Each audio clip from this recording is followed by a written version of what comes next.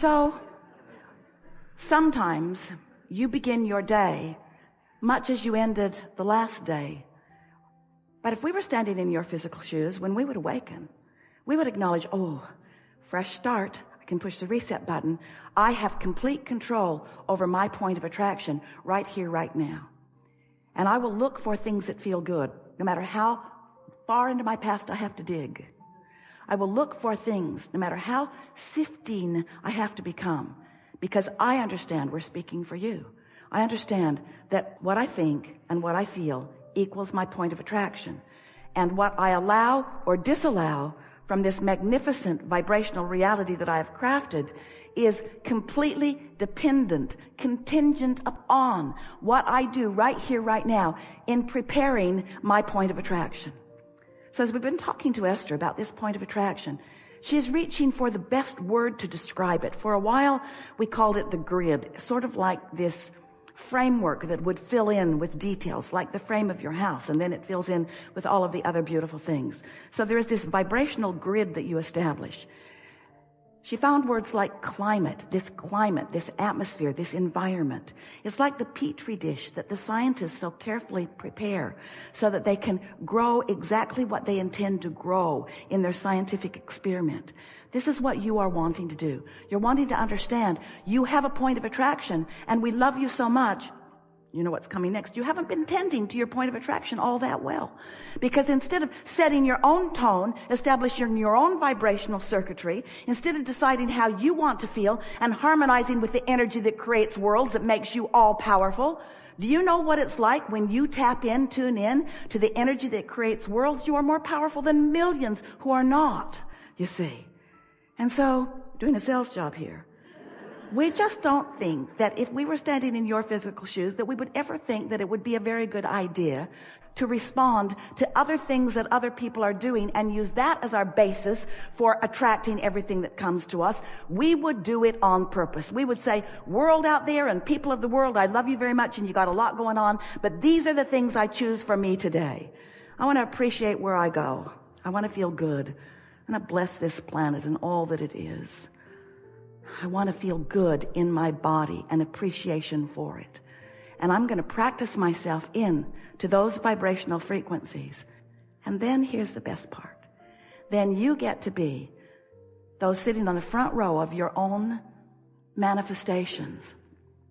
You get to see the results of the climate that you have deliberately prepared. And another thing that's wonderful is that the first day when you wake up, I'm awake.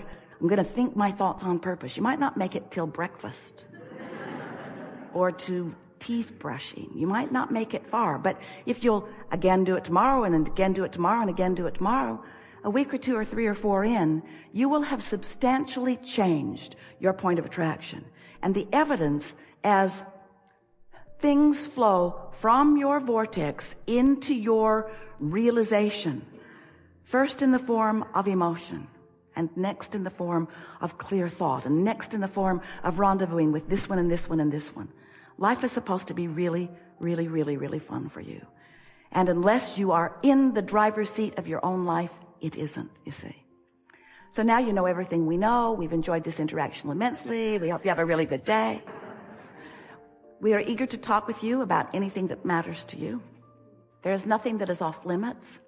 You will notice right from the first person who we play with that it is our dominant intent to help you find a vibrational point of attraction that will serve you.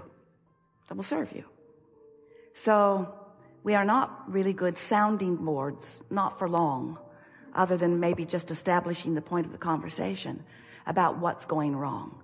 Because we see no value in helping you to describe in any detail an event, an experience, opportunity that has not yet shown up in the way you want it to, and hold the vibration of why you don't want the rain active in your vibration. We want to talk about why you want the rain. We want to talk about why you want the gig, why you want the job, why you want the lover, why you want the fun, why you want the clarity, why you want whatever it is that you want.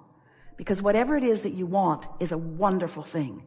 You've crafted it out of what you've lived, and it's valid, and it is a reality, and it is a vibrational reality, and it is ready to pop for you. You've just got to find resonance with it. And that's what we're all about here. So let's go find some resonance. Right. We just want to ask you one question. Is there any question in your mind about where you went wrong? No. So do we have to beat that drum until it becomes your chronic now? Or can you stop beating that drum and start beating the drum of where you've gone right? If you hear what we're saying, that law of attraction is responding to you here and now. So here you are. I get it, Abraham. Law of attraction is responding to me. This is my point of power. My point of power is right now. And source energy is shining to me and through me and adoring me. So my best resonance is to find that feeling. My most powerful beingness is to find resonance with my inner being who adores me, who appreciates me, who adores me, who loves me unconditionally. But I can't do that right now. I got to do step 4. I can't do that right now. So I'm going to make a list of all the things that I did wrong. And I know full well that my inner being will not go there with me, because my inner being never goes there with me when I beat up on myself. So I'm just going to do step 4, and I'm out here on the raw and ragged edge, because my inner being isn't going to come with me, because my inner being will not condemn me just because I am condemning me. And in fact, the negative emotion that I feel is evidence that my inner being will not join me. If my inner being would join me on the beat up on me phase of this 12-step process, then I wouldn't feel the separation between my inner being and me, because there would be no separation, because my inner being would be beating up on me too.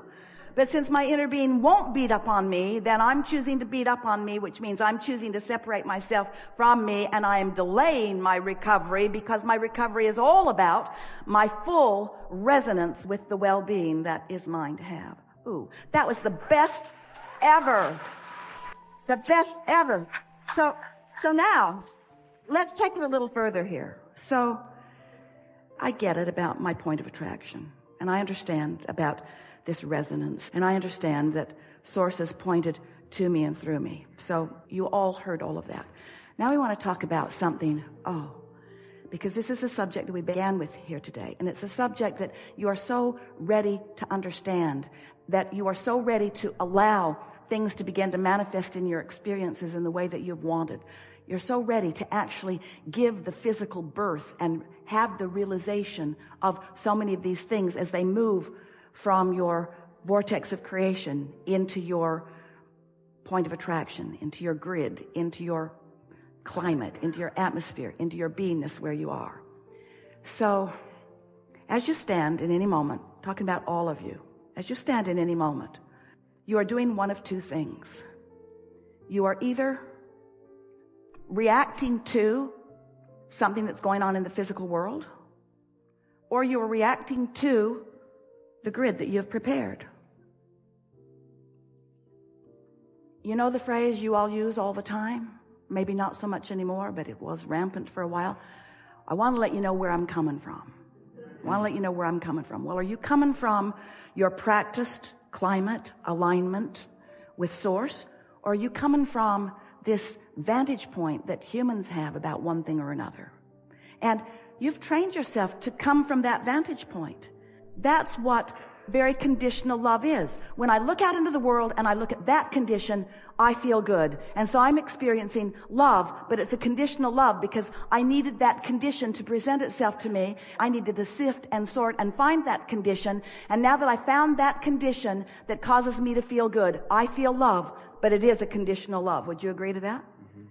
Now, because I'm looking out there, because that's what I'm used to doing, because I'm used to caring what this one thinks and this one thinks and this one thinks. I've been taking the polls of my own life. I've been listening to others. So I've conditioned myself to look for conditions in order to make me feel good. But I'm sort of all over the map on that because the squeaking wheel sort of gets my attention.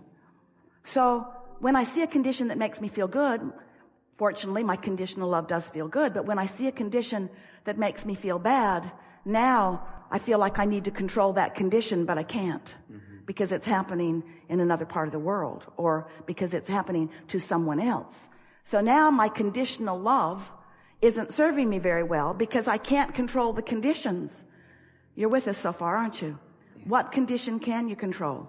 What can you control? You can control your relationship with Source. You can control the thoughts you think right now. You can control the momentum that you get going. You can control waking up and looking for positive aspects. You can control how lovely you feel about yourself in time. You can control that. And that is what unconditional love is. It's never needing the conditions.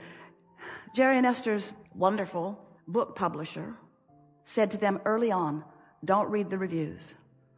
And Jerry said, but look at all of these really favorable reviews. And Reed said, yeah, the favorable ones will call you and the unfavorable ones will break your heart. Don't practice the condition. Don't practice needing approval from out there.